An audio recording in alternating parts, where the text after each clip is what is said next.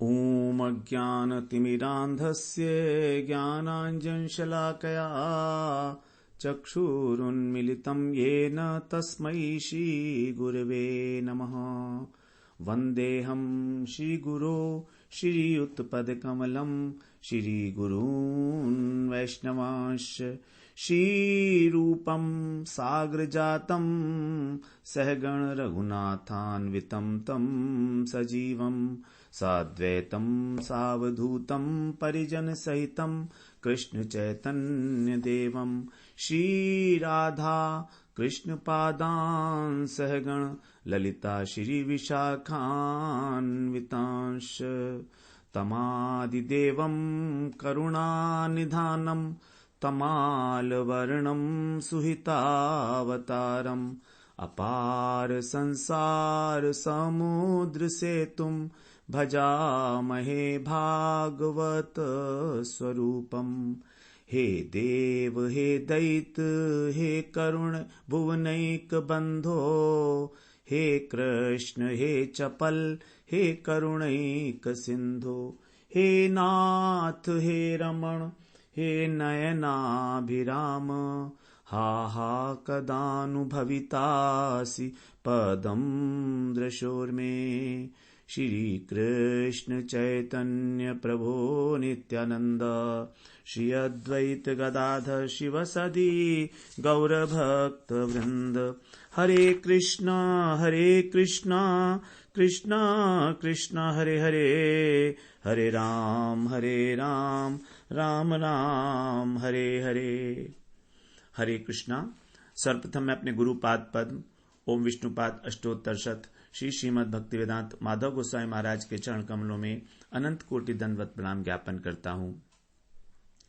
हम लोग श्रीमद् भागवत पुराण का अध्ययन कर रहे हैं।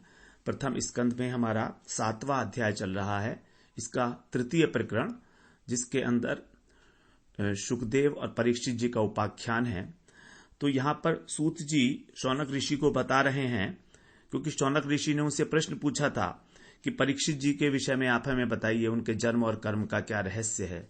तो यहाँ पर कृष्ण कथा का आरंभ करते हुए, क्योंकि कृष्ण की कथा भक्तों की कथा में से ही कृष्ण की कथा निकलती है, तो इसलिए यहाँ पर कृष्ण कथा का आरंभ जो है वो परीक्षित जी का किस प्रकार से जन्म हुआ उससे कर रहे हैं। तो सूत जी ने कहा था 12वें श्लोक से कि मैं इसको जन्म और कर्म परीक्षित जी के और किस प्रकार से वो मोक्ष को प्राप्त हुए, वो सब वृतांत आपको कहूंगा।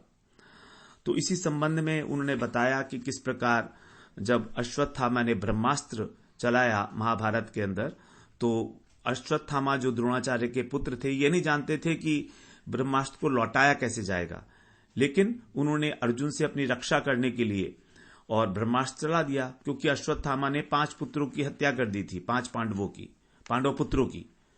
तो इसलिए अर्जुन ने प्रतिज्ञा कर ली कि मैं अब अश्वत्थामा को मारूंगा। और जब वो उसके पीछे दौड़े तो अश्वत्थामा भागा और वो अश्वत्थामा ने ब्रह्मास्त्र छोड़ दिया। अब जो है ब्रह्मास्त्र जब देखा अर्जुन ने तो उनको कुछ समझ में नहीं आया, तो वो भगवान की प्रार्थना कर रहे हैं, भगवान की स्तुति कर रहे हैं। और हम लोग 25वें श्लोक तक श्रवण कराए थे। 26वां श्लोक हम लोग श्रवण करते हैं। किमिदं स्वित्कुतो वेत्ति देव देव न वेद्यहम, सर्वतो मुखमायाति तेजः परम दारुणम।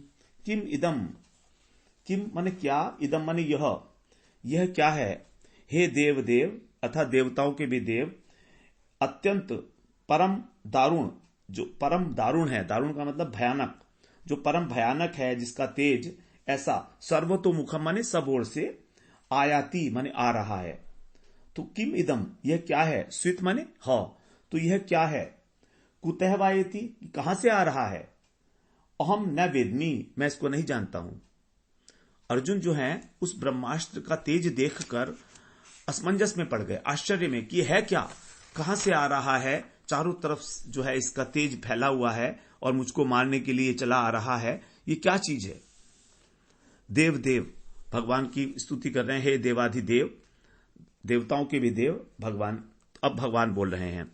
श्री भगवान उवाच 27वें श्लोक में, वेत्थेदं द्रोणपुत्रस्य ब्राह्मम् अस्त्रम् प्रदर्शितम् नैवासौ वेद संहारम् प्राणबाध उपस्थिते। भगवान तो अंतर्यामी है, उन्हें सब पता है। वो कहते हैं अर्जुन, ये क्या है? प्राणबाध उपस्थिते। जब अश्वत्थामा को प्राणों का संकट उपस्थित हो गया, प्राणबाध मतलब प्राणों का संकट, तब द्रोणाचार्य के पुत्र ने द्रोण पुत्रेण अश्वत्थामा के द्वारा इसका प्रदर्शित माने प्रयोग किया गया है। इदम ब्रह्मास्त्रम, ये ब्रह्मास्त्र है, इस प्रकार से तुम इसको वेत्थ माने जानो। असौ संहारम नहीं वेद, जो अश्वत्थामा है, असौ माने अश्वत्थामा, यह जो अश्वत्थामा है, यह इसको उपसंहार करना इसका नहीं जानता है। किस प्रकार से इस ब्रह्मास्त्र का उपसंहार किया जाए यह नहीं जानता है। इसने अपनी जान बचाने के लिए इसको छोड़ तो दिया है, लेकिन अब यह जानता नहीं कि इसका उपसंहार कैसे किया जाएगा। 28वें श्लोक में कह रहे हैं, नहीं अस्यान्यतमं किंचिद अस्त्रम प्रत्यवकर्षणम जयस्त्र तेज उन्नद्धमस्त्रज्ञोस्यत्र अस्त्र तेजसा न ही अस्य अन्यतमम। ही का मतलब है क्योंकि अस्य माने ये जो ब्रह्मास्त्र का प्रत्यवकर्षण माने प्रति और अवकर्षण माने इसको वापस लौटाना, प्रतिक्रिया, विपरीत प्रतिक्रिया, अर्थात इसको खींचने वाला, उल्टा खींचने वाला। अन्यतमम माने दूसरा, किंचित अस्त्रम न ही, कोई भी अस्त्र नहीं है, ऐसा कोई अस्त्र नहीं है जो इस ब्रह्मास्त्र का मुकाबला कर सके, इसको शांत कर सके। ही माने क्योंकि शास्त्रज्ञ, तुम अस्त्रज्ञ माने तुम अस्त्रों के ज्ञाता हो, तुम जानते हो तब। तो उन्नद्धम अस्त्र तेज, ये जो बढ़ा हुआ अस्त्र का तेज है, इसको कैसे मारो तुम? अस्त्र तेजसा जही, अपने ब्रह्मास्त्र के तेज के द्वारा ही इसको तुम नाश करो। तो ब्रह्मास्त्र को केवल ब्रह्मास्त्र के द्वारा ही समाप्त किया जा सकता है, अन्य कोई भी उसका साधन नहीं है। इस प्रकार से वो अर्जुन को ब्रह्मास्त्र चलाने की आज्ञा दे रहे हैं, क्योंकि तुम तो जानते हो कि उपसंहार कैसे किया जाएगा। अश्वत्थामा को द्रोणाचार्य ने उपसंहार करना नहीं सिखाया था, और अर्जुन जो है वो जानते थे। तो यही भगवान कह रहे हैं कि तुम इसको लौटाना भी जानते हो और इसका प्रयोग करना भी जानते हो, इसलिए अब तुम ब्रह्मास्त्र चलाओ। श्री सूतोवाच श्रुत्वा भगवता प्रोक्तम फाल्गुनः परवीरः स्पृष्ट्वापस्तम परिक्रम्य ब्रह्माय संदधे। भगवान की ऐसी बात सुनकर सूत जी कहते हैं, श्रुत्वा भगवता प्रोक्तम, भगवान के द्वारा यह बात सुनकर फाल्गुन मतलब अर्जुन का एक नाम फाल्गुन भी है। तो ये सुनकर अर्जुन ने जो परवीरहा, जो अत्यंत शूरवीर हैं, मतलब परवीर माने पर माने श्रेष्ठ, वीर माने वीर, और हा माने नाशक, उनका अंत करने वाले।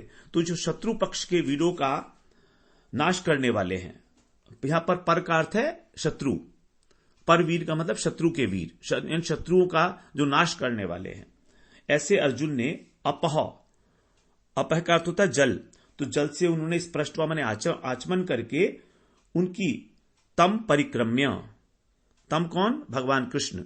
तो भगवान कृष्ण की उन्होंने परिक्रमा की है, और उसके बाद उनके आदेशा के अनुसार उन्होंने ब्रह्माय संदधे, ब्रह्मास्त्र के ऊपर ही ब्रह्मास्त्र का संधान किया, क्योंकि ब्रह्मास्त्र उधर से आ रहा था जो अश्वत्थामा ने फेंका था, तो उसको उन्होंने ब्रह्मास्त्र का ही संधान किया, उसको वश में करने के लिए। और तो कोई इसके समान कोई अस्त्र है ही नहीं, जानते हैं ये अर्जुन इस बात को। 30वें श्लोक में कह रहे हैं, सहन्त्यान्योन्यमुभयोस्तेजसी शर संवृते आवृत्य रोदसी खंच ववृधातेर्क वहनिवत। शर का मतलब होता है बाण। तो इस प्रकार जो है बाणों से घिरे हुए, संवृत माने बाणों से घिरे हुए दोनों तेजोमय ब्रह्मास्त्र, तेजसी उभय माने दोनों ब्रह्मास्त्र परम तेजमय थे, अन्योन्यम एक दूसरे के लिए टकराए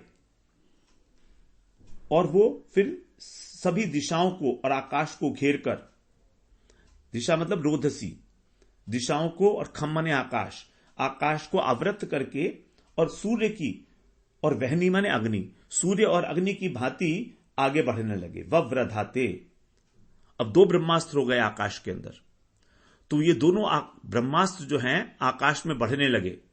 एक अश्वत्थामा ने छोड़ा और एक अर्जुन ने छोड़ा, और सभी दिशाओं से आकाश के अंदर ये दोनों के दोनों ब्रह्मास्त्र अब जो है चलने लगे, जैसे सूर्य और अग्नि होते हैं।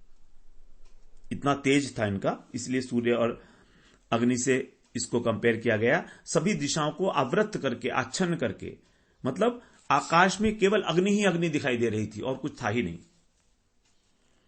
दृष्ट्वास्त्र तेजस्तु तयोस् त्रीन लोकान प्रदहन महत् दह्यमाना प्रजा सर्वा सांवर्तकम अमंसत। इन दोनों जो ब्रह्मास्त्र थे, भीषण ब्रह्मास्त्र, ये दोनों तयो माने दोनों, महान महत ब्रह्मास्त्र, इनका जो तेज था वो तीन लोकान, तीनों लोकों को प्रधान जलाने लगा।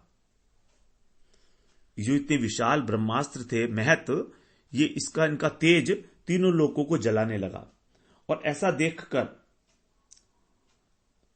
दृष्टवा दह्यमाना, ऐसा देखकर कि सभी प्रजा जो है दग्ध हो रही है, तो जो प्रजा थी, जो लोग थे वहां पर, उन्होंने क्या सोचा, वे समझने लगे कि यहां पर सांवर्तक अग्नि उपस्थित हो गई है। प्रलयकालीन, जैसे सांवर्तक मेघ होते हैं, जब प्रलय का समय आता है तो सांवर्तक अग्नि भी होती है और सांवर्तक मेघ भी होते हैं।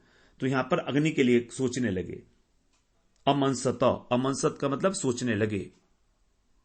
उन्होंने मान लिया इस बात को कि भाई ये प्रलय आने वाली है, जो लोग थे वहां पर, क्योंकि वो जल रहे थे सारे के सारे उनके तेज से। 32वें श्लोक में कह रहे हैं, प्रजोपद्रवमालक्ष्य लोके व्यतिकरंच तम मतंच वासुदेवस्य संजहारार्जुनो द्वयम्। अब जो अर्जुन थे वो वासुदेवस्य मतम, भगवान का जो मत था, भगवान की जो सलाह थी, भगवान ने जो उनको राय दी थी, क्या कहा था कि तुम ब्रह्मास्त्र का संधान करो और दोनों ब्रह्मास्त्र को लौटा लो, क्योंकि तुम्हें आता है लौटाना। तो इसलिए तो अब वासुदेव का, भगवान का जो मत है, उसको जानकर, समझकर, और यह समझकर कि देखिए सभी लोकों के अंदर प्रजा उपद्रवम आलक्ष्य, कि सारी प्रजा जो है एकदम इस उपद्रव से, इस प्रचंड अग्नि से भयभीत हो रही है। लोक व्यतिकरंच, सभी लोग विनाश को प्राप्त हो रहे हैं। व्यतिकर माने विनाश को प्राप्त हो रहे हैं। तो इस प्रकार से विनाश देखकर, अव्यवस्था देखकर समाज के अंदर, उन तेजों को आलक्ष्य माने देखकर, वासुदेव की सम्मति से, वासुदेव के मत के अनुसार अर्जुन ने द्वय संजहारा, दोनों ब्रह्मास्त्रों को खींच लिया, उनका उपसंहार कर लिया, उनको आकृष्ट कर लिया मंत्र की शक्ति से। क्योंकि अर्जुन को लौटाना आता है, तो अपने ब्रह्मास्त्र के साथ उन्होंने दूसरे वाला जो अश्वत्थामा का ब्रह्मास्त्र था उसको भी लौटा लिया।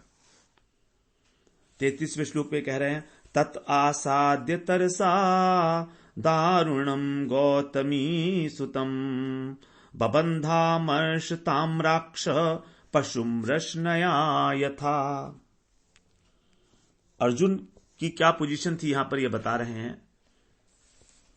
इसके पश्चात, तत्माने इसके पश्चात, जो गौतमी सुत कौन था? अश्वत्थामा। द्रोणाचार्य की पत्नी का नाम था गौतमी। तो गौतमी का जो पुत्र था अश्वत्थामा, उसको तरसा आसाध्य, वेग पूर्वक भागकर और आसाध्यम ने पकड़ लिया, और क्रोध से, अमर्ष माने क्रोध से उनकी जो आंखें थी वो जल रही थी, ताम्राक्ष, लाल हो गई थी आंखें। अर्जुन की आंखें क्रोध के कारण लाल हो रही थी। और रश्नया, पशु, जैसे रस्सी से पशु को बांधा जाता है, ऐसे उन्होंने उसको बबंध, बांध दिया। तो अर्जुन, जिनकी आंखें क्रोध से लाल हो रही थी, उन्होंने गौतम वंश के अंदर जो गौतमी सूत्र का मतलब है गौतम वंश में, गौतमी नाम नहीं था उनका नाम तो कृपी था, क्योंकि वो कृपाचार्य की बहन थी। तो गौतम वंश में उत्पन्न होने के कारण उनको गौतमी कह दिया गया है। तो गौतम वंश में उत्पन्न हुई कृपी, कृपाचार्य की बहन, उनका जो पुत्र था वो अत्यंत क्रूर, दारुण, अत्यंत निर्दयी अश्वत्थामा को उन्होंने बलपूर्वक पकड़ लिया झपट के, और ऐसे बांध दिया जैसे यज्ञ के अंदर रस्सी के द्वारा लोग पशु को बांध देते हैं।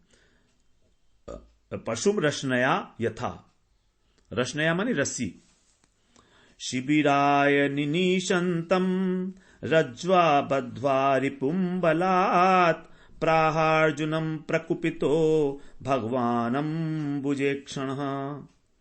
इस प्रकार से जब अर्जुन शिविर की ओर ले जाने लगे, उसको रज्वा बद्ध्वा, रस्सी से बांधकर अपने शत्रु को बलात् माने जबरदस्ती, निनीशंतम माने लाते हुए जब ले जा रहे थे, तभी प्राह माने बोलना, अर्जुन माने अर्जुन से, प्रकुपितो माने कुपित होकर, भगवान अंबुजेक्षण है, जो भगवान जिनके कैसे हैं, इक्षण, जिनका नेत्र कैसे हैं, कमल के समान, ऐसे कमल नयन भगवान ने क्रोधित से होकर अर्जुन से कहने लगे।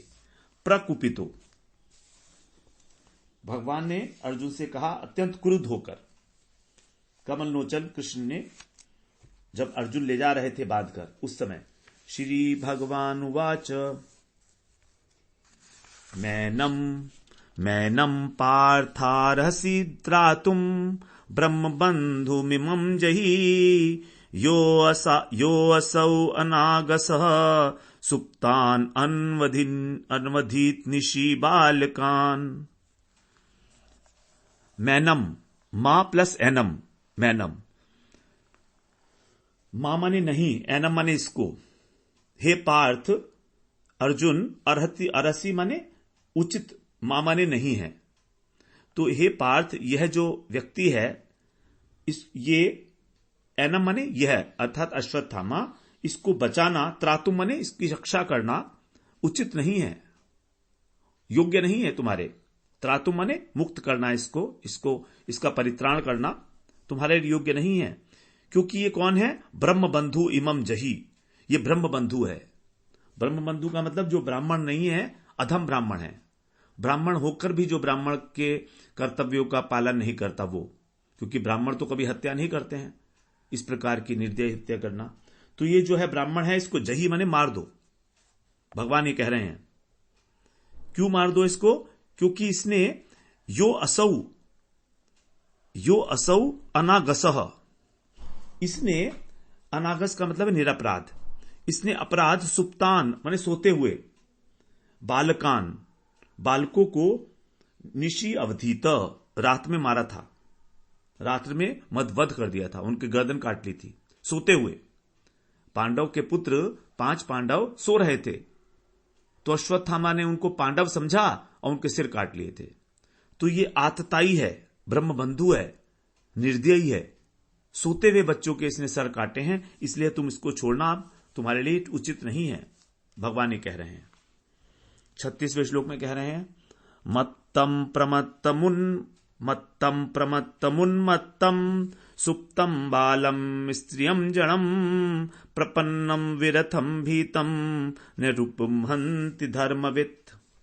यहां पर ये अब सिद्धांतिक वाक्य है हमारा 36वें श्लोक में, नीति वचन है कि इसको क्यों नहीं मारना चाहिए। तो कह रहे हैं कि मत्तम, जो मत है, मतलब मत वाला है, नशे में धुत है वो।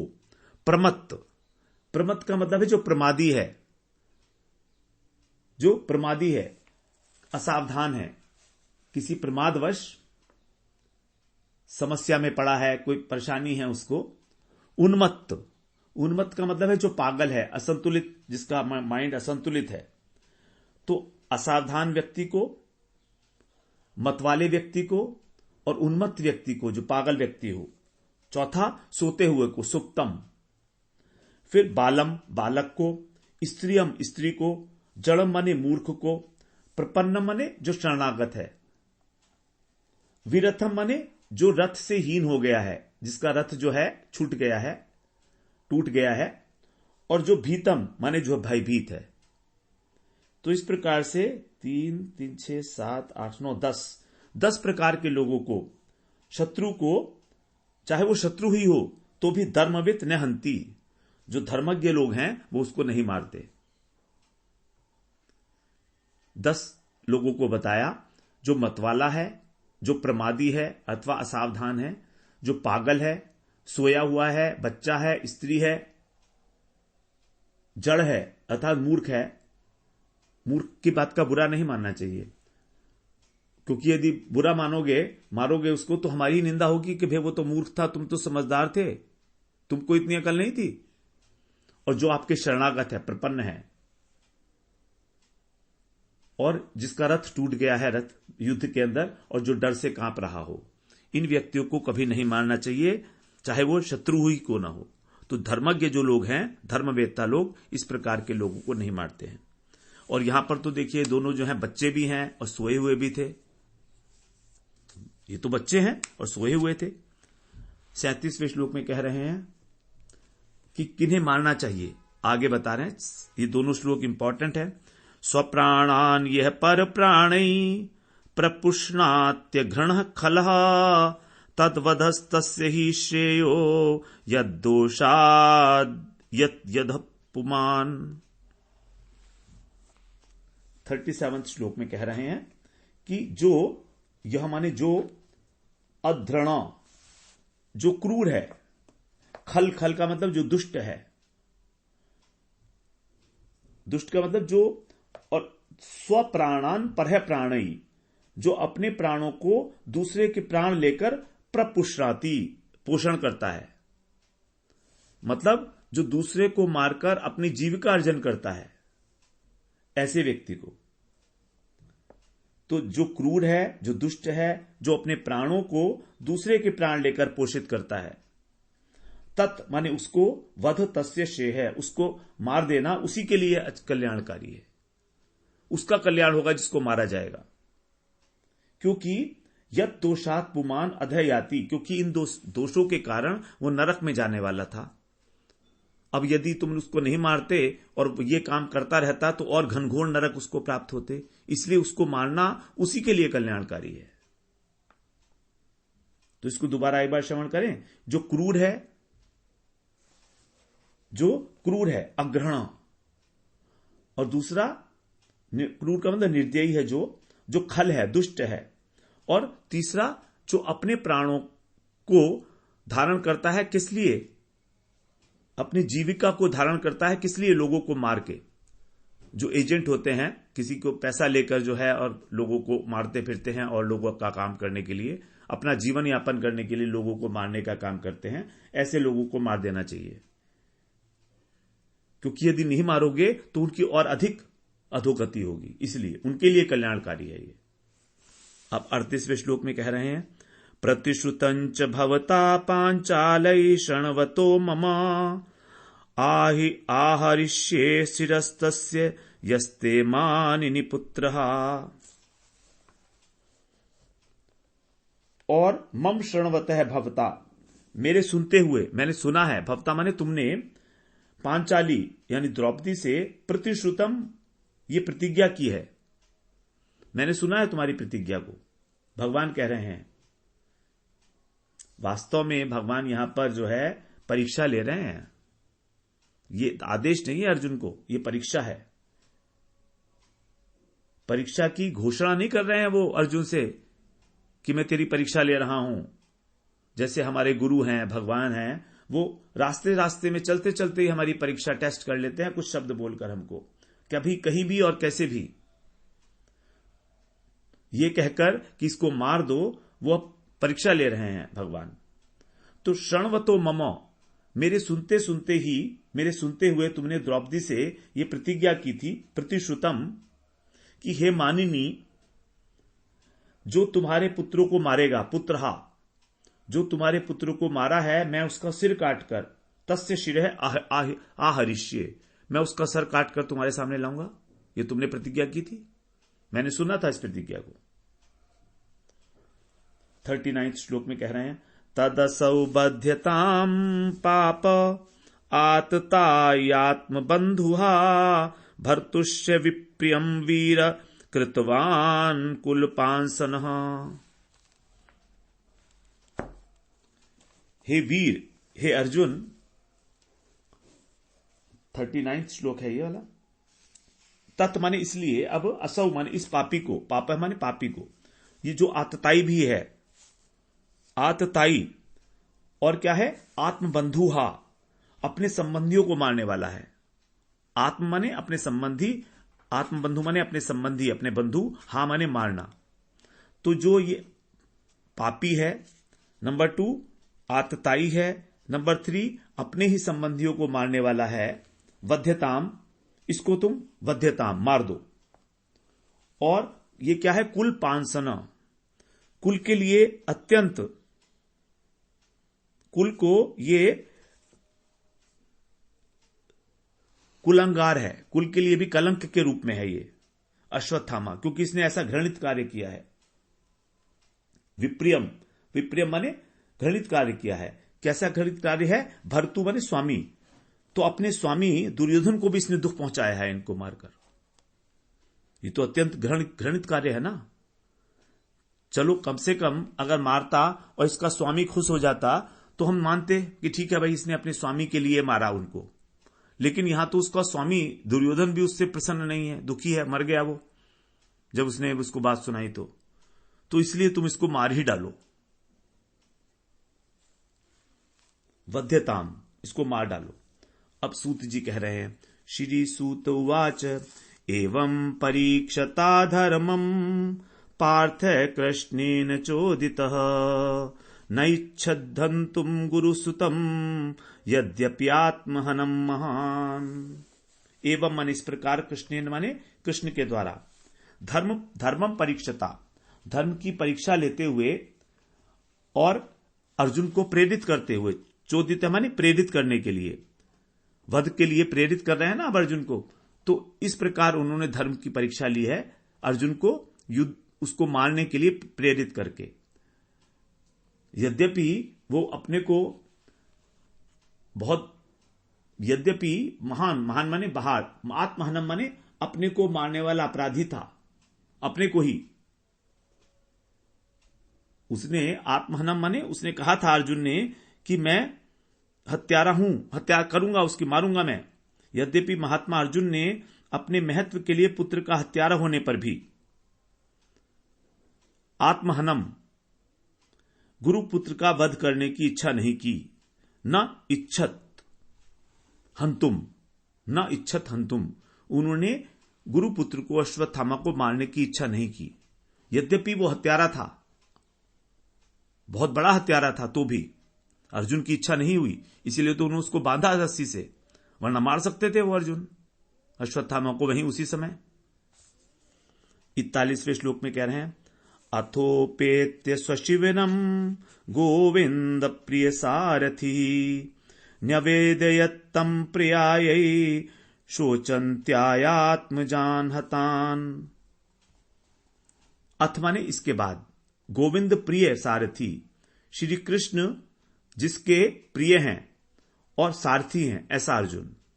गोविंद प्रिय सारथी, श्री कृष्ण जिसके प्रिय हैं और जिसके सारथी है, ऐसा वो अर्जुन स्वशिविरम उपेत्य, अपने शिविर में पहुंचकर, अपने शिविर में वो उपस्थित हुआ, उपेत्य माने वहां पर पहुंचकर, और पुत्रों के मर जाने पर शोक करती हुई, शोचंत्या आत्मजान, आत्मजान माने पुत्र, तो अपने पुत्रों के ऊपर जो हतान, हतान माने मारे गए थे, उन मरे हुए पुत्रों के ऊपर शोक करती हुई प्रियायी, अपनी प्रिया को, अपनी द्रौपदी को न्यवेदयत, निवेदन किया। न्यवेदयत, इस प्रकार से अर्जुन ने वहां पर उसको, तब माने उसको, अश्वत्थामा को, तो अश्वत्थामा को उसके सामने पेश किया, द्रौपदी के सामने। अब तो द्रौपदी के सामने आ गया है अब केस सारा का सारा। अब द्रौपदी डिसाइड करेंगी क्या करना है, क्योंकि वो जो अपराधी है वो तो द्रौपदी का है ना। तो अर्जुन अपने शिविर में ले आए उसको और द्रौपदी के सामने लाकर खड़ा कर दिया। और द्रौपदी तो अपने पुत्रों के लिए शोक कर ही रही थी, उसको दे दिया कि अब तुम्हारी जो मर्जी है वो तुम इसके साथ करो।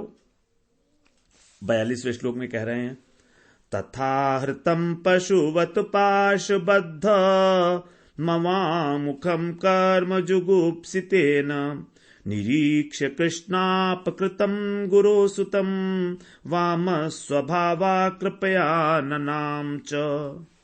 देखिए द्रौपदी की प्रतिक्रिया बहुत इंपॉर्टेंट है। यहां पर द्रौपदी ने उसकी हालत देखी, वो कैसा है, आहृतम लाया गया था। वो कैसे लाया गया था, पशुवत, पशु की भांति, पाशबद्ध रस्सियों से बंधा हुआ है, अवांग मुखम उसका सर नीचे है, आंखें झुकी हुई हैं उसकी। क्यों आंखें झुकी हैं, क्योंकि उसने कर्म जुगुप्सितेन, उसने बहुत निंदित कार्य किया है। तो पशु की भांति रस्सियों से बांधा गया, नीची गर्दन किए हुए वो अपने निंदित कार्य के कारण, उसको देखकर, निरीक्ष माने उसका निरीक्षण करके, कृष्णा अपकृतम, अपकृतम माने जो गलत काम करता है, अधर्म करने वाला, गुरुसुतम गुरु का पुत्र। तो द्रौपदी ने उस अधर्म करने वाले उस गुरुपुत्र को देखा, निरीक्ष, और फिर क्या हुआ, वाम स्वभावा कृपया ननाम च। यहां पर कह रहे हैं वाम स्वभावा कृपया ननाम च। वाम स्वभाव, वाम का मतलब है यहां पर दयालु। तो दयालु स्वभाव होने के कारण उसने कृपा करके, कृपया माने कृपा करके, ननाम प्रणाम किया अश्वत्थामा को, क्योंकि वो गुरुपुत्र है। यद्यपि उसने बहुत ही हीन कार्य किया है, दुष्ट कार्य किया है, लेकिन द्रौपदी अपने पुत्रों के शोक में व्याकुल है, तो भी उसने उस गुरुपुत्र को प्रणाम किया है, ननाम। उसका द्रौपदी का चित्त जो है वो दया से भर गया। इस प्रकार गुरुपुत्र की हालत को देखकर सम्मान के साथ उसने उसको नमस्कार किया है, जो सब प्रकार से अनिष्ट करने वाला था। अपकृतम, अपकृतम माने अनिष्ट करना, अधर्म का कार्य करना। आगे 43rd श्लोक में कह रहे हैं, उवाच उवाच चास हन्त्यस्य बंधनानयनम सती मुच्यतामेष ब्राह्मणो नितराम गुरु। उवाच माने बोली, चौ माने वो द्रौपदी जी। तो इस प्रकार जब उन्होंने देखा, ये हमारा कौन सा 43rd श्लोक है, चौ माने और अस्य बंधम सती, इस प्रकार अश्वत्थामा को बांधकर ले जाए, लाना, आनयनम, आनयन माने होता है लेना, ले जाना, तो आनयन माने लाया गया। तो जो इस प्रकार से बांध कर लाए गए था, वो असहंती, सहन नहीं कर पाई द्रौपदी। गुरुपुत्र को इस प्रकार रस्सियों से बांधकर लाया जाना वो सहन नहीं कर पाई। तो फिर वो बोली, उवाच मुच्यतामेश, इसको छोड़ दो। नितराम गुरु ब्राह्मण, ये नितराम माने अत्यंत गुरु है, ब्राह्मण है, हमारे लिए पूजनीय है। यहां पर गुरु का अर्थ है पूजनीय, और हमारे लिए पूजनीय है और ब्राह्मण भी है, क्योंकि वास्तव में ब्राह्मण तो हमेशा ही हमारे लिए पूजनीय है। इसलिए तो बड़े आदर के साथ अब अर्जुन से कह रही हैं वो, उसको आदर देते हुए अश्वत्थामा को, कि ये ब्राह्मण है, ये हमारे लिए पूजनीय है, गुरुपुत्र है, इसलिए इसको मुच्यताम एश माने इसको, मुच्यताम माने छोड़ दो। 44वें श्लोक में कह रही हैं, सरहस्यो धनुर्वेदः सविसर्गोपसंयमः अस्तग्रामस्य भवता शिक्षितो यदनुग्रहात्। यद अनुग्रहात्, जिनकी कृपा से, जिनके अनुग्रह से, भवता माने आपने, अर्जुन को कह रही हैं भवता, सभी आ गए इसमें पांडव, भवता में, स्वरहस्य धनुर्वेद, रहस्यों के साथ धनुर्वेद की शिक्षा को ग्रहण किया, अस्त्र ग्रामा, और अनेक प्रकार के अस्त्रों के समूह, ग्रामा ने समूह, सविसर्ग छोड़ने की विधि, और उपसंयम लौटाने की विधि, शिक्षित है माने सीखी है। तो जिनके अनुग्रह से, जिन गुरु के अनुग्रह से आपने धनुर्विद्या सीखी और अनेक प्रकार के अस्त्रों को चलाने की विद्या और उनको लौटाने की विद्या, ये दोनों चीजें सीखी हैं, वे 45वें श्लोक पे कह रहे हैं, साथ ही है 44-45 एक साथ ही हैं दोनों श्लोक। स एव भगवान द्रोणः प्रजारूपेण वर्तते तस्यात्मनोर्धम पत्न्यास्ते नान्वगादीरसु कृपी। 100 एष भगवान द्रोण, वो कौन है? वो केवल वो वही हैं भगवान द्रोणाचार्य। प्रजारूपेण, पुत्र के रूप में उपस्थित है आज तुम्हारे सामने। वर्तते, ये अश्वत्थामा नहीं है, ये तुम्हारे गुरु द्रोणाचार्य ही पुत्र के रूप में उपस्थित हैं। तस्य माने उन द्रोणाचार्य, आत्मन है अर्धम, उनकी जो अर्धांगिनी है द्रोणाचार्य की, अर्थात कृपी पत्नियां माने उनकी पत्नी है कृपी, कृपी नाम है ना यहां पर, कृपी। वो कौन है? वीरसु, वीरसु न अनवगात वीरसु, वो जो वीर को प्रसव देने वाली हैं, अर्थात वीर होने से वीर पुत्र को उन्होंने प्रसव किया है, प्रसवनी है, और पुत्र स्नेह के कारण वो अभी क्या है? न अनवगात, वो अभी द्रोणाचार्य के साथ साथ सती नहीं हुई हैं, वो अभी जीवित हैं। वो क्यों जीवित हैं अभी तक? केवल स्नेह के कारण, अपने इस वीर पुत्र की ममता के कारण ही कृपी जो हैं उन्होंने अपने पति का अनुगमन नहीं किया। अन्यथा वहां पर सती सिस्टम था कि यदि पति मृत्यु को प्राप्त हो गए हैं तो पत्नी भी उनके पीछे पीछे मृत्यु को प्राप्त हो जाती थी, चली जाती थी। लेकिन आपने कभी सोचा है कि इनकी मां जो है वो अभी तक गई क्यों नहीं है? उसने सती क्यों नहीं हुई है? वो अभी जीवित है। तो शास्त्रों के अनुसार गुरु पुत्र से भी गुरु के समान ही व्यवहार करना चाहिए, क्योंकि वास्तव में पुत्र जो होता है वो पिता की आत्मा है, भले ही कैसा हो, लेकिन है तो आत्मज। आत्मज का मतलब है जो आत्मा से उत्पन्न हुआ है। तो इस प्रकार उसका जो सम्मान है वो गुरु के समान ही होना चाहिए। और द्रोणाचार्य का जो अर्धम, आधा शरीर है पत्नी के रूप में, वो कृपी, वो अभी तक आस्ते माने जीवित हैं। और वीरसु माने उन्होंने वीर पुरुष को, वीर पुत्र को प्रसव किया है, वीर पुत्र को उन्होंने प्रसव किया है गुरु माता। इसलिए गुरु माता की सेवा करनी चाहिए या उसके पुत्र को मारकर उसे दुखी करना चाहिए, जो अभी तक न अनवगात, जो अभी तक गई नहीं है, जिंदा है, जीवित है, सती नहीं हुई है अपने पति के साथ। कारण क्या है? कि वो अपने पुत्र से अत्यंत स्नेह करती हैं। तो यदि तुम इसको मार दोगे तो फिर क्या होगा? वो उनको दुख होगा, और वो तो ठीक नहीं है, होना नहीं चाहिए।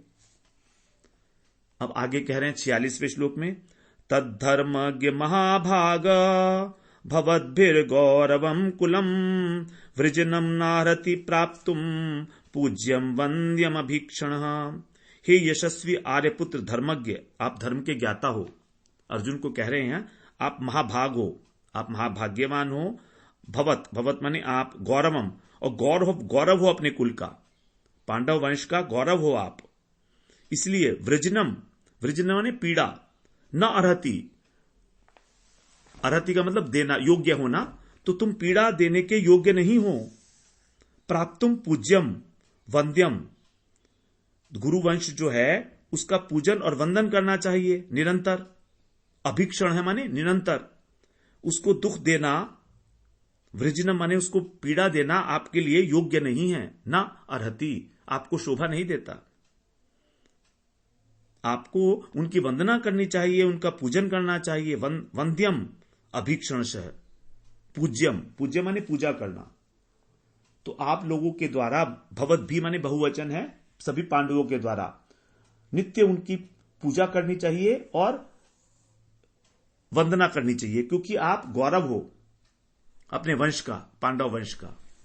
इस प्रकार से हम लोग आज 46वें श्लोक पर विश्राम लेते हैं। कल फिर हम 47वें श्लोक से अध्ययन करेंगे और इसमें 58 श्लोक हैं हमारे, तो कल हमारा इसको 7वां अध्याय हमारा पूर्ण हो जाएगा।